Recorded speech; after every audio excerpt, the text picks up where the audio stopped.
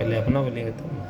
नमस्कार, आपके साथ मैं हूं रवि पटेल। जो लोग अपना प्रदेश मतलब यूपी बिहार छोड़ के भटक रहे हैं, तो अब समय आ गया है परिवर्तन का।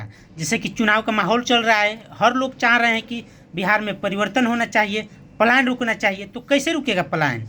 राजनीति के साथ साथ हम सब में परिवर्तन आना चाहिए। इसके लिए मैं आज एक व्यक्ति हैं नीरज चौबे जी, जो करीब 12-15 वर्ष हो गया उनको बाहर रहते हुए, जो स्थिति को जानते और समझते हैं। तो इसीलिए हमको क्या चीज़ बदलना है उसके लिए हम लोग बात करेंगे। तो चलिए हम नीरज जी से बात करते हैं। नीरज जी बताइए कि आज सब लोग बात कर रहे हैं बिहार परिवर्तन की, स्वरोजगार की, पलायन रोकने की। तो आपका मतलब विचार क्या है कि आप इतने साल से बाहर रह रहे हैं और आपके भी मन में जहन में ये विचार आता है, वो बहुत दुख तकलीफ़ होता है कि हमें परिवार से दूर हैं। तो इसको हम लोग दूर कैसे कर सकते हैं?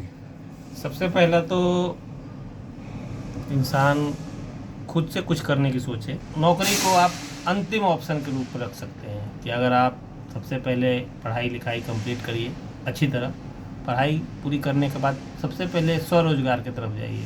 कोशिश करिए कि कुछ काम ऐसा सीखिए जो आप अपने यहाँ रह के, अपने घर पे रह के या अपने समाज के अंदर रह के वो काम करके कुछ पैसे कमा पाएँ, जो जिससे आप अपने परिवार का भरण पोषण कर पाएँ।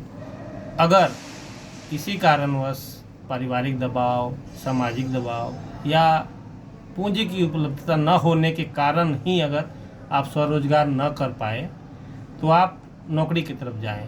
वो भी कोशिश करें कि वो नौकरी आप अपने क्षेत्र में, अपने राज्य के अंदर करने की कोशिश करें, क्योंकि अगर आप अपने राज्य के अंदर रहेंगे तो कम से कम कुछ दिनों के लिए ही सही परिवार से दूर रह पाएंगे। और समय समय पे जैसे कोई पर्व हुआ या कोई घर में सामाजिक या पारिवारिक कोई फंक्शन हुआ, उसमें आप हमेशा सम्मिलित हो पाएंगे। लेकिन अगर आप अपने राज्य को छोड़कर किसी दूसरे राज्य में बहुत दूर जाते हैं तो इन सब चीज़ों से आप हमेशा वंचित रहेंगे। तो हमारा मानना है, मेरा मानना है, कम से कम अगर अपने राज्य, अपने ज़िला के अंदर आपको काम न मिले तो ही आप दूसरे राज्य में नौकरी की तरफ जाएं। ये मेरा स्पष्ट उद्देश्य है। मैं भी बहुत सालों तक बाहर रहा हूँ।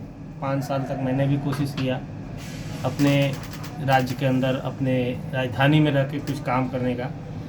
फलस्वरूप सफलता नहीं मिली। फिर मैं बाहर निकला हूँ कुछ सालों बाद मैं पुनः फिर अपने राज्य को जाऊँगा, फिर कोशिश करूँगा, देखते हैं क्या होता है।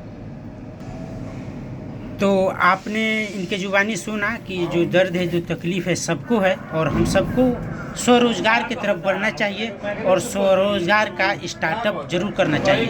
उम्मीद करता हूं कि आप मस्त होंगे, खुश होंगे, आप सबका दिन शुभ हो। मैं था आपके साथ रवि पटेल।